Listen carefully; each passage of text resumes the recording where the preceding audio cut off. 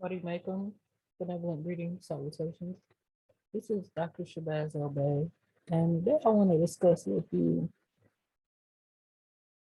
You don't ever want to eat your food cold, and this goes for your physical food as well as your spiritual food. All right. So the spiritual food is the wisdom.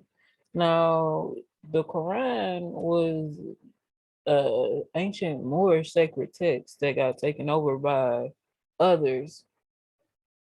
So there were 55 original griots of Islam that Prophet Prophet Muhammad spoke to or guarded with the information.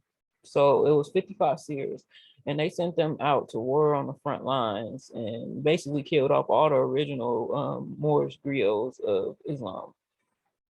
And then was it Uthman or something? One of them self-proclaimed caliphs that came in and changed around a lot of the information in the Quran. The original first surah of the Quran was the first 5 verses of Surah 96 are the first verses. So a lot of people they say that the angel Gabriel spoke these words to Muhammad in a cave. Yeah, the cave is symbolic for different parts of the brain, and Muhammad is symbolic of thought, and the Archangel Gabriel is from the west, and the west is the direction of the moon or lunar or ancestors. So coming from that Akashic record, so it was the original 55 griots of Islam that dictated the Quran, the Moors. So the Muhammad actually is the Arabic version of Muhammad. Mu means heavenly, and Hemit means the prophetic faculty. And people like they say like they try to say, oh, Muhammad didn't exist.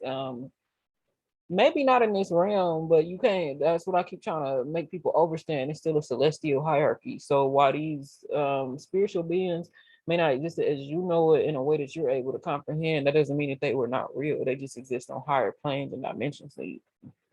Okay. So I just want to put that out there. Now, the Quran means that which has been collected, and the first verse they try to say that it says read. It really should be collect, because that's your mother cell in your body is programmed to collect divine information and knowledge that you can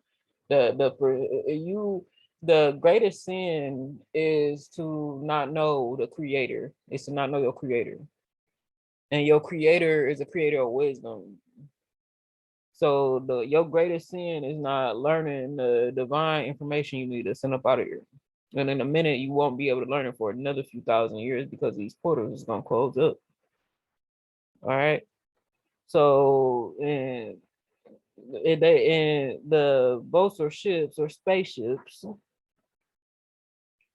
it nearly all verses like the spaceship every almost the verses in Quran you say Bismillahir-Rahmanir-Rahim.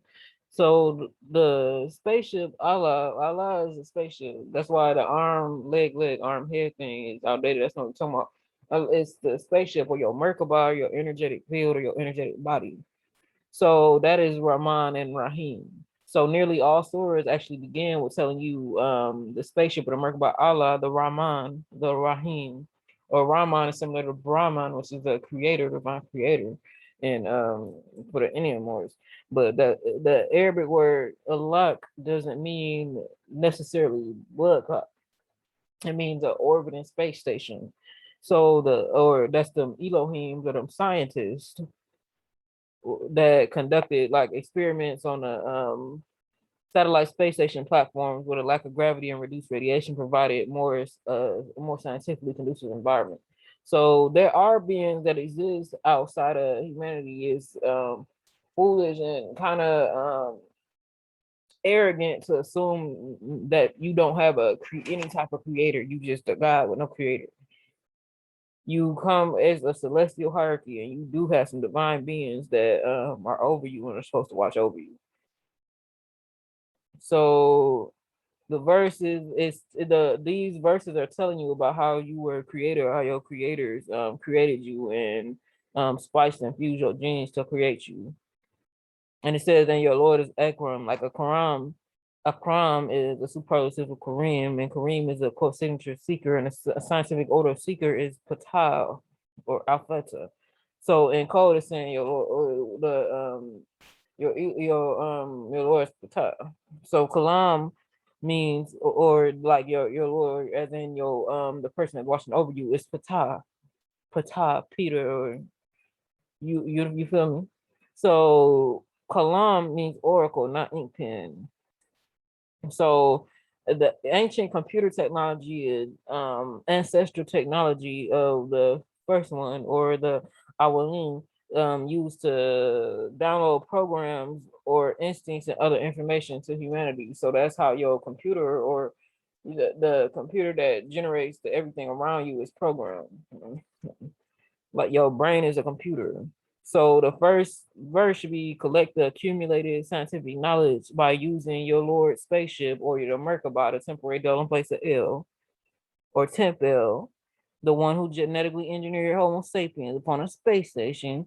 Collect, and your Lord, or the person that's supposed to watch over you, is Ptah, who taught with the oracular computer system, taught the man what he never knew before. So helps you ascend to higher dimensions. And it's a messenger, Ptah or Peter, or I'll let you figure out who that is, that's back on the planet right now too.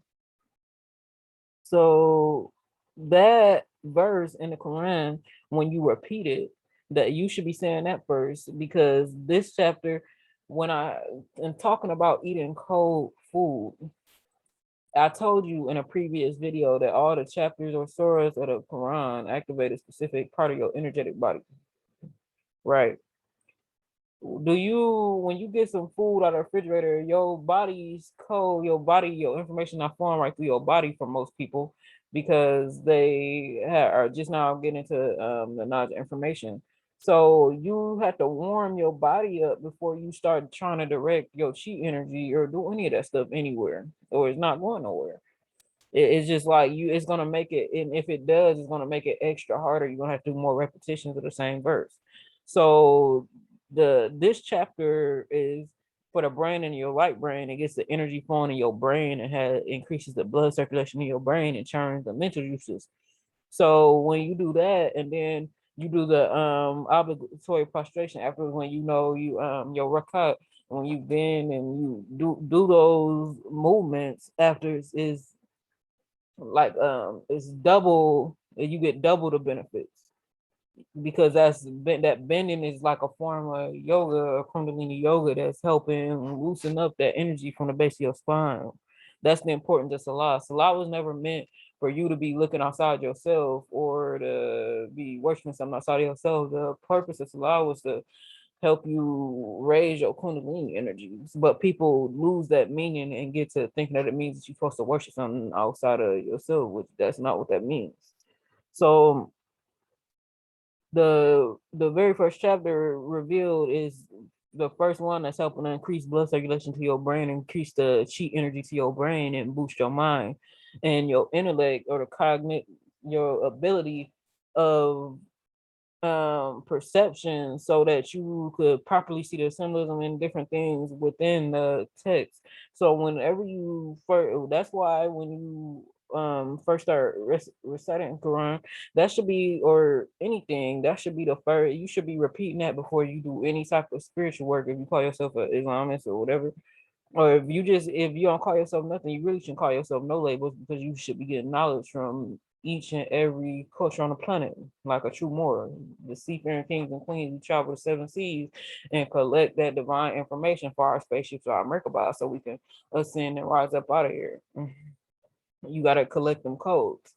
So that's the true first chapter of the Quran. The first 5 verses of Surah 96.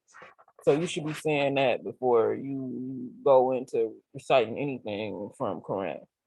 So don't eat your food code, and that goes to your spiritual food as well. So that should be the Surah 96 should be said before anything because that increases your ability to perceive divine messages in the text when you read Quran. So I just wanted to let you know that. Peace and love.